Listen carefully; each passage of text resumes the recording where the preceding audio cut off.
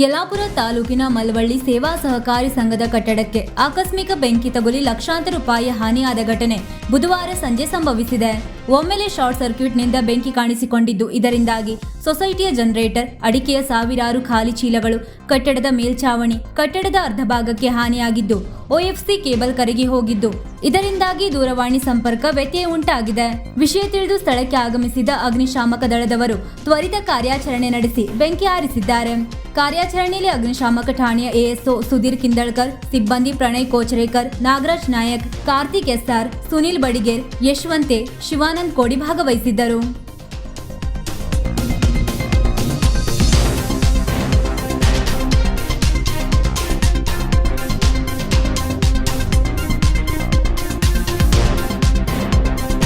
ವೀಕ್ಷಕ ಮಹಾಪ್ರಭುಗಳೇ, ನಮ್ಮ ಚಾನಲ್ ಅನ್ನು ಸಬ್ಸ್ಕ್ರೈಬ್ ಮಾಡಿ, ಶೇರ್ ಮಾಡಿ, ಪ್ರೋತ್ಸಾಹಿಸಿ.